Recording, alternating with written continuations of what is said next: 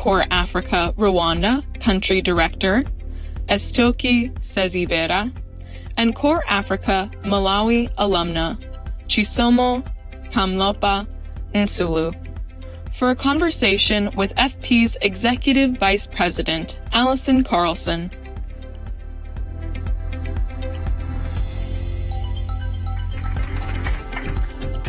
Hello, everyone. Great to see you and good afternoon. Thank you so much for spending your evening with us. I'm absolutely delighted that you are carving out some time on a busy UNGA week for this really important conversation.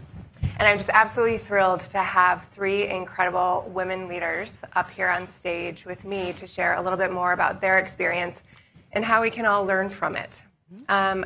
We have a short amount of time, so I'd just love to dig in. And Liz, start with you. Okay. So you started CorpsAfrica 14 years ago, I believe it is now. Can you set the stage and tell us a little bit about the origin story? What made you focus on volunteerism as a meaningful instrument for change and for economic development, particularly in Africa? Sure, thank you for the question. So I was a Peace Corps volunteer in Morocco in the mid-1990s. Any Peace Corps volunteers in the room? See, we have a couple, there's always a few. I served in the High Atlas Mountains in a small village. It was an incredibly transformative experience for me. And young Moroccans would ask me if they could be Peace Corps volunteers so they could help their country. And I had to say, no, I'm sorry, it's only for Americans. So the question dogged me for really more than 20 years. I found my way back into international development. I became quite cynical, actually, and I started to really believe that we need to listen more. And so I took the Peace Corps model, Peace Corps for Africans, but we differ from Peace Corps in that we don't have sectors. We train the volunteers in human-centered design through a 6-week pre-service training program, and they go to their sites with no pre-existing agenda. That's key to our model, to who we are, to our value of listening. And they serve for a year. They implement a small-scale, high-impact project with their community that's owned by their community. And then they have the chance to serve again in another CorpsAfrica country. But where they serve is far away from home in their own country the first year. It's about getting out of your comfort zone and having that transformative experience of service, which leads to professional opportunity. I'd like to pick up on that for a second. You know, in so many conversations about economic development, there is a very, very keen focus on formal job creation. And I'm curious why, in light of the context of economic growth, development, why you really want to shine a light on volunteerism specifically. I think the experience of volunteerism gives you the skills and the experiences that employers are looking for. It gives you the opportunity, like I said, to get out of your comfort zone, but it teaches you, we train them in the human-centered design, which is the facilitation skills. They learn asset-based community development, which is about development. You get the understanding of poverty that you can only get from living it. You get empathy, you get all sorts of professional skills. They're doing the project, they do a budget for the first time, they do a proposal, they manage expectations of their community. They go through that whole process, and it really is an empowering experience for the young volunteers. They're just like Peace Corps volunteers. They're recently out of college, usually before they get on their family and career track. They take a year, they go far from home, and they give back. But while they give back, they get. Great. Yes. I'd love to turn to both of you, Eustochie and Chisomo, to hear a little bit more about your experience and also your work in leadership now. So Eustochie, turning to you first, you're presently running the largest CorpsAfrica program in Rwanda. If you can tell us a little bit more about what that looks like. My understanding is it's 75% run by women. Yes. What does that model look like, and what are the kind of projects that you're working on? Thank you for the question. In Rwanda, currently we have 155 volunteers, and 75% of those are female. Mm-hmm. So when we deploy the volunteers, we tell them just go and be yourself, go and live with the communities, just be a child in that community. So their mandate is not to go and do things, just go listen to people and do what they need to be done. So currently we are implementing many projects But to start with, we empower the volunteers through empowering with the listening skills, being able to be empathetic. For those are university graduates who think they have it all. So if they have to go and work with the community, they have to make sure they are humble enough to be able to listen and facilitate. So currently, we are doing a kind of different ranges of projects with the communities, but all those projects are actually chosen and identified by the communities through the listening, the facilitation skills that the volunteers have. They are able to come up with different solutions to their own issues, and with that, whatever we implement with the people is more sustainable. So ownership is key in CorpsAfrica. Making sure people are the architect of their own development is also key. I think that's the model we're implementing. If you look at it, community development, having the people at the forefront of their own development. Is there one project in particular that you could shine a light on? Yeah. Maybe I can talk about a lady called Yvonne. I love the lady because I can see where she came from and where she's going today. She met a volunteer, one of our volunteers last year. The volunteer is called Rahai. The lady she was a stay-home mom who wasn't doing anything. The most she would do is maybe go to farm for other people and be able to earn $20 per month. So the communities we serve are really poor, very poor communities. So when she met Rahai, she was inspired by seeing that young lady who is a university graduate, who is able to live in that kind of community, the poorest of the poorest you can think of. Imagine a family that is sustained by $20. You can imagine the kind of life they have. But Rahai was living with them. So through different conversation with Rahai, the volunteer, Yvonne was able to actually change her mindset. And she said, why should I keep living this way? My head is working. I have a few assets here and there. I have a piece of land. What can I do to change the future of my family? So that's how, through living with Rahai, Yvonne was able to start a business of having something we call a tree nursery bed. Currently, her tree nursery bed has around 3,500 seedlings that she's selling to an organization called 1 Acre Fund. From $20 she was earning before meeting our volunteers, today she's earning $350 per month. And I like her story because I visit her often. She's become part of my story. I visit her often, and I wish I could show you the pictures of the home she was living in. I showed it to MK and Liz. It's a total transformation. And that transformation came about because of the volunteer that we deployed in her community. You know, there's that saying that's, give a man a fish, you feed him for a day, teach a man to fish, feed him for a lifetime, teach a woman to fish, everybody eats. So that's like this story. Yeah. Well said, well said. Chisomo, I'd like to turn to you. I know you were located in Malawi, and really working on projects that were income generating, focused on livelihoods, especially for women and orphans. I'm wondering if you can tell us a little bit more about your work, which was now, I believe, 5 years or so ago, but you're still in contact with those who you worked with there. Can you share a little bit more about that experience? Thank you for the question.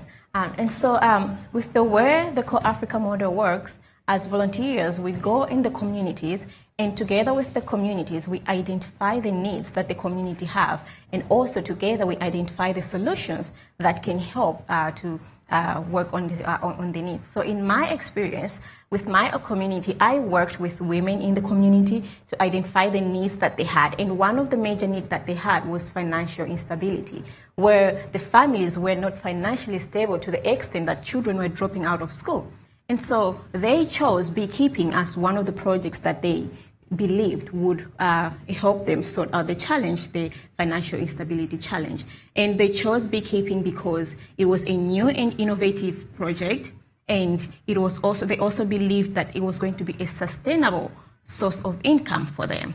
And the other reason they chose beekeeping was because they had a forest nearby, and so that forest was going to help them to sustain the beekeeping project. And so I was with them from the beginning of the project, identifying the need, implementing the project up to the time where they were able to produce honey from the project. And at that point, I reached out to the Malawi government through the Ministry of Trade to create market access for them. And that happened. And so it wasn't just about identifying the need, but it was about implementing up to getting to where we could see results, where the project was successful and they were able to make money that was addressing the challenge of financial instability. And up to today, as you said, up to today, I still follow up with my host community. I'm still in touch with my counterpart to just check how the project is doing, to monitor the project, and if there are any challenges that may be sustainable challenges, we work together with the community, find out solutions even up to now, because that was in 2018. I was a volunteer in 2018, but this is 2025. But I'm still in contact with the with the community, and but that wasn't easy. When I look back at the experience, it wasn't easy, especially because of cultural norms, of things like cultural norms, where men in the community, it's not easy for men in the community to believe and trust that as a young woman, I can help them and lead them, facilitate the projects that will bring change to the challenges that they are facing. But what I did is I made sure I integrated with the community, took time to integrate with the communities, listen to them, know that I understand them, understand what the needs that they have, and then give them the opportunity to come up with solutions. And so with that, it built trust. I built trust with that. They trusted me that, okay, I think she can lead us. And even though it wasn't easy, but I'm so grateful for that experience. I'm so grateful for the experience that CorpsAfrica gave me, because it helped me to build leadership skills as a woman, that even today I still use those leadership skills. And even the fact that as you're doing the projects, you need to understand that each and every information that you use in the project, you need to make informed decisions and understand the information that you're using. And that inspired me to do my master's in data analytics, and that's the master's I'm doing right now. You really highlight so many important elements, and as you said, it's not just about the project itself, but it's about the implementation and the connectivity throughout, and also the follow-up to understand how it can be sustainable over time, and the fact that you are still connected very much with this community and the work that you're doing, and it's informed what you want to do going forward is pretty incredible. You also shine a light on another element and the challenges that you raise, especially for women and young girls, and how cultural norms in some instances are barriers. And it's interesting in the sense that the majority of volunteers are women across the programs, from my understanding. But we were chatting backstage, and Liz, you mentioned that, you know, collaboration with men and having men be part of these cohorts is also vital to their sustainability. I'm wondering if you can talk about that a little bit more. Sure. And how men are included in and absolutely must be part of this process. And it gives me the chance to give a shout out to our male volunteers, who are also amazing. And a lot of them are so great at empowering women in their communities, sometimes even better, because they have access to the men who hold the power. They're the decision makers. And so we have, with CorpsAfrica, what we call the cluster model. We put volunteers in groups of three, like 3 to a region. They each have their own site and own village, but they're close enough that they can help each other and collaborate. And there are certain projects that, you know, men would benefit from having a woman. If they're doing like a sanitary napkin project, teaching girls how to use them, they would invite their female counterpart to come and help lead that session. And there are times when it helps to have a man go talk to the leaders, especially when you're going up the chain of command and you're going to senior people who don't know you. Having a male there can help you get the meeting that you need and be more successful. So it's that collaboration. But some of the men, I just have to say, they're just incredible. We had one, you know, Peter in Malawi, who after his service, he went to work for a women's end of period poverty organization and became a women's activist. And it's just, they are so enlightened to the plight of women by seeing it firsthand in the villages, and their inspiration is wonderful to see.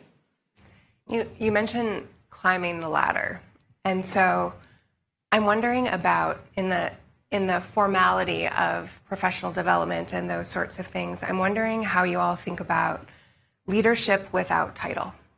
And when you don't have formality of a specific position, how do you think about that sort of in principle, but then also how does that show up in the work that you're doing so that those who are leading volunteer programs and leading within communities are recognized, respected? How are you thinking about that, and how do you work with, especially your young volunteers and young girls, to understand what that means to be a confident leader? The true example is Chisomo. She was a volunteer, and you can see the kind of projects she did. It was a powerful testimony of what leading without title is. Yeah. So speaking to that, we have so many volunteers across Africa. They all are similar to, their stories are similar to Chisomo's. But I think the beauty of what we do is the way we empower volunteers is to make sure they are able to integrate and be part and parcel of the communities they serve. Through that, they are able to build like a trust and bonds of friendship, and leading by example. As I said before, those are university graduates who can do any other thing but going to live in poor places. But they do that. That already is something that it's a powerful tool that actually make them be able to lead the communities. So I believe we call it soft powers. I don't know if that's true, but that's what I believe. They're there, they're out there in the communities, live the same way the community members are, although they're graduates, and then are able to make the changes that they make through the trust, through the friendship, and so on and so forth. I think that the humility of the title of volunteer is really important. If there's one thing our volunteers get from the program, I hope it's humility. Because, you know, we're in almost 12 countries right now, 11 and hopefully Nigeria also later this year. And we had 23,000 applications for 650 positions, which is less than 3% acceptance rate. So these are superstars, and they have a lot of attention, and they have a lot of, you know, they've been very successful and stood out. And so they need a little humility. And it's helpful to send them to a place where they don't often speak the language. They have to learn a dialect. And maybe if I may add, it's in the little things they do, the communities. The volunteers, you'll find them into the farms. You know, they are not scared to get dirty. Right. They go with the community members to the farms, they go to fetch water with them, they dance with them, they eat with them, they sleep where those community members are. And I think with the snakes and the scorpions, and they're having these experiences. Just to add on that, like in my experience, that's one of the things that really helped me to build, to gain trust from the community. The fact that they could see this girl from the city to come in and be with them, do whatever they eat, what they eat, and attend community meetings, even if they're not meetings that have to do with CorpsAfrica, so that I could just integrate with them, so that they should see that I'm part of the community. Yeah. It's such a key element. Eat where they eat, sleep where they sleep, you know, really live as they do. That's key to the success of their service. And your examples really show the impact that you're having, not just on individual lives, but communities, but also the increased interest in joining the work. And I know you were all talking backstage about how there's more demand to be a volunteer than can be managed at the moment. And your application rates far exceed the capacity to develop those skills and to expand programs. And so I'm wondering if you could touch on that a little bit, in terms of, you know, with the question that always comes up is, if something is good, how do you scale it?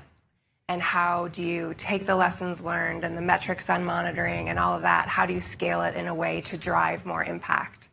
You've got this demand, and so what are those key enabling factors that you all believe from your experience and your work are really needed to underpin that growth? One of the key ones is to get on panel discussions at foreign policy or power events. So thank you for that. Really getting the word out and really having high standards and excelling in everything we do so that our reputation is rock solid. So that's what's going to open the door to our volunteers and help them get jobs. We want for CorpsAfrica on their resume to open doors. And it's all about it, not just for the service experience and for the project that they do, but for the reputation of the organization, so that we can scale up. But we have a very scalable model. We have a very simple model. It's a simple idea. It's Peace Corps for Africans. And it's, the service experience. In fact, we have another former CorpsAfrica volunteer in the audience who was in our very first group in Morocco back in 2013. And she ended up working with me in DC, went for her master's. Now she's working for one of our big sponsors, and she just joined our board of directors. So I was thrilled about that. But the service experience that Hiba had in Morocco back in 2013 was very similar to what Chisomo had in Malawi, and is now similar to what volunteers in Rwanda and all of our other countries are having. As we've grown and gotten bigger and expanded, we are working to perfect the model, but the service experience is almost exactly the same. Great. And in the couple minutes that we have left, when you think about then, what are the kind of partners that you're working with now that are needed that can help enable that growth? What kind of organizations or partners are you all thinking about? It strikes me that we have a range of people in the audience here, those that are tuning in online, that are coming at these issues from their own distinct angles, from where they sit and the capacities that they have. And so, there'll be an opportunity to all connect in just a few minutes and learn more. But when you all think about that and the kinds of partners that you're working with and what you think about when you try to amplify this work, from each of you, what does that look like, and what does partnership look like for you? So we implement community-led development like many other organizations. But the only difference is that we deploy volunteers who go and live into the community, with communities, and they're able to experience everything that the community is going through, and therefore work with them towards a sustainable development. So for me, I think any partner who would come and help us scale, support us with the scaling of volunteers, that's number one. So the scaling can also come from locally available resources. So on a bigger scale, the volunteers scaling up, and that's actually the most costly, maybe, kind of the scaling up. And then for us, wherever we are, make sure we partner with government and other, locally available partners to make sure we tap into the existing resources that are there and impact our people even more. So if we are like this, to make one project, why not make three? Because you have the people, we have the resources. And the number one capital, asset, the number one thing we have is capital asset. We have a volunteer who is there. So if we can tap into what is existing locally, I think that also is helpful for the scaling up. Absolutely. Yeah, and so that focus on community-led, locally driven. And then any partner would help us get more volunteers would be welcome. Excellent. Chisomo? I'm going to give an example of one of the partners that we worked with during my service. What I believe that each and every phase of the projects, you need different partners. And when we were working on the business, because this beekeeping project was going to be a business for these women. And so we worked with the Ministry of Trade again to just empower them, to just help them understand how businesses work. Because these are women in the village that maybe some of them have never done a business before. And so having organizations or institutions that can come in and contribute positively to the projects that you're doing, as we did with the Ministry of Trade, empowering these women with business skills, that's very important. Yeah. And Liz, to bring us home? Yeah, quickly. I mean, we are all about partnerships. We really don't do anything ourselves. It's all about the partnership with the communities and our NGO partners. And I used to joke that we're like Seinfeld, we're an NGO about nothing. But actually, we're about everything. And, hire our former volunteers, train the volunteers, partner with the volunteers in the field. A lot of NGOs have projects, efforts, all in communities where our volunteers are, and they can be eyes and ears on the ground. So, value them, use them, but hire them. Excellent. Very well put. Thank you all for joining us today and for the work that you're doing. We appreciate it. Yeah, thank you.